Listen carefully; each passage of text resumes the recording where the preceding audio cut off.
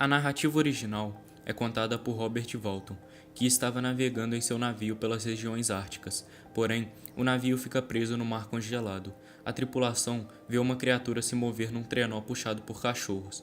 Depois, o mar se agita, liberando o navio. Eles avistam Victor, moribundo e exausto, e acabam por acolher o próprio. A partir daí, ele começa a narrar todo o seu infortúnio causado pela criatura. Por muito tempo, vim teorizando tudo o que aconteceu, a partir do momento que ele subiu no navio. É fácil citar que seu estado, tanto físico como mental, estivesse desgastado. Não que eu queira o denigrir, mas poderia muito bem ter distorcido os fatos da questão. Após um longo estudo dos acontecimentos, de sua vida jovem e de algumas datas, enfim, venho com a nova narrativa de Frankenstein. Victor teve uma infância feliz em Genebra. Era um filho exemplar, dedicado aos estudos e apaixonado pela ciência. Ele tinha uma irmã adotiva, Elizabeth, e seu melhor amigo, Henri. Ao final de sua pacata adolescência, ele é mandado para a Universidade de Ingolstadt, mas sua mãe morre antes de sua partida, sem antes pedir ao seu filho que se casasse com Elizabeth. O mesmo era profundamente apaixonado por ela. Victor começa a se dedicar às ciências naturais, graças aos seus professores, que encaminharam a este rumo devido ao descrédito que tinham sobre a alquimia. Nesse meio tempo, algo que não é citado na narrativa acontece. Elizabeth fica gravemente doente. Muitos médicos passaram dia após dia tentando amenizar o quadro da moça, mas a doença, que não conseguiam diagnosticar, não foi contida e lentamente o corpo de Elizabeth definhava no leito da cama. Desesperado, Victor se dedicou a se aprofundar em seus estudos, pois além de procurar alguma forma de salvar sua amada, também superaria qualquer cientista famoso, inclusive Deus. Após saber que Elizabeth já estava irreconhecível devido à sua doença, o cientista resolveu criar um novo corpo para ela, saudável e perfeito. Tal ideia era simplesmente absurda, mas Victor estava desesperado. Ele conhecia os homúnculos, só que precisaria de material para criar o mesmo. Sabia que não brotariam magicamente de mandrágoras como muitos acreditavam. A matéria que precisava deveria ser morta, e para isso ele teve que explorar o frívolo cemitério mais próximo. Pode ser até desumano violar túmulo e destroçar partes de corpos, mas as pessoas já estavam mortas, não se importariam e não sentiriam. Tinha enorme pressa, não poderia ser pego. A opinião pública e a universidade atormentariam sua vida. Muitos cadáveres estavam tão podres que seriam inúteis de ser usados. Com o tempo, já estava muito ralo, ele pegou parte sem se importar se era mais de uma pessoa, de outro gênero ou idade. Em seu laboratório ele se trancou. O saco que trazia nas costas estava coberto obviamente de sangue.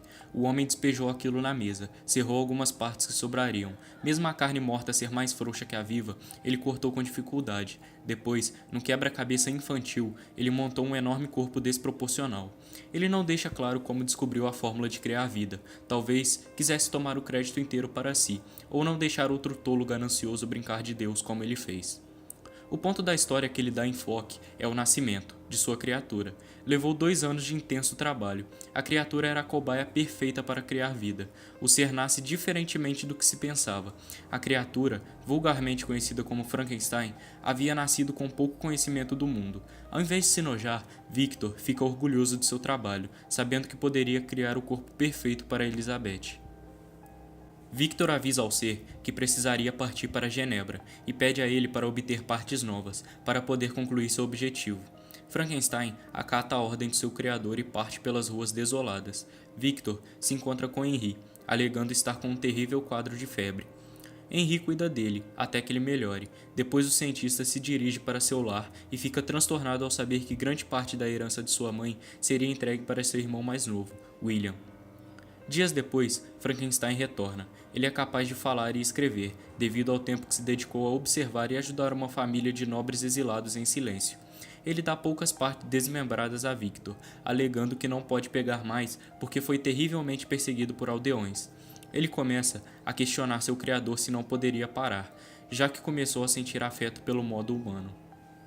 O criador apenas disse que lhe retribuiria mais tarde, depois que ele eliminasse o irmão sortudo, e para isso teria que incriminar Justine, a empregada, que tinha o corpo perfeitamente saudável.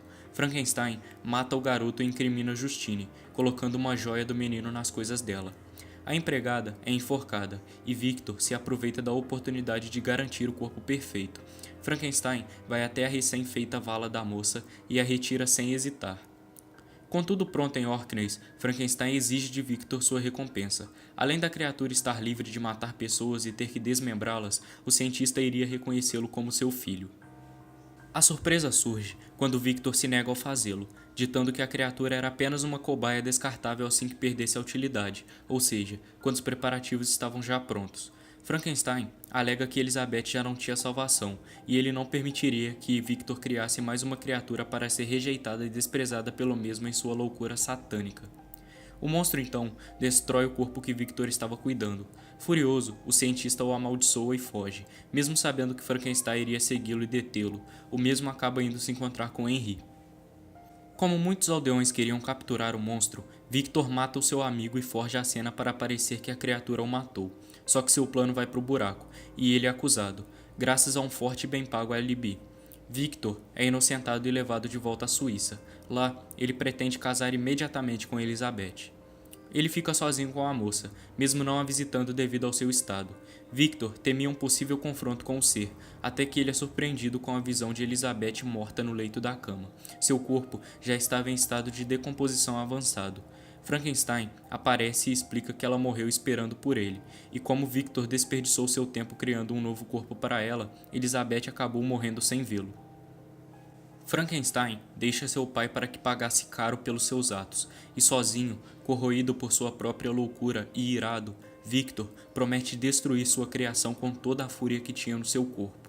Seu pai acaba falecendo de desgosto, devido ao descaso de Victor com sua própria família.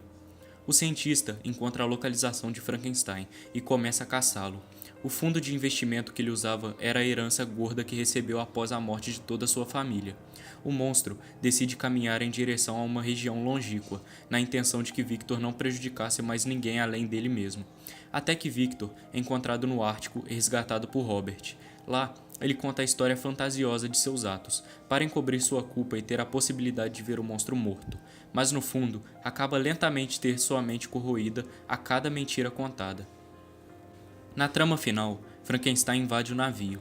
Victor está terrivelmente debilitado na cabine. O monstro finalmente confronta seu pai, alegando que tudo aquilo acabou e jamais deixaria alguém criar vida com as próprias mãos. Victor começa a delirar dizendo que aquilo não era real, e sim um belo roteiro de livro, e que na verdade tudo que ele havia narrado era verdade. Frankenstein tenta orientar Victor de que tudo aquilo que ele disse nunca aconteceu daquele jeito. Entretanto, o cientista estava preso em suas próprias mentiras. Seu corpo entra em colapso devido à hipotermia e acaba por morrer. Frankenstein fica imensamente desolado, pega o pai nos braços e decide partir, sem antes falar a Robert que seus crimes terminaram bem ali, com a morte de Victor, e que ele caminharia até o extremo norte para se suicidar e livrar a humanidade de sua ameaça.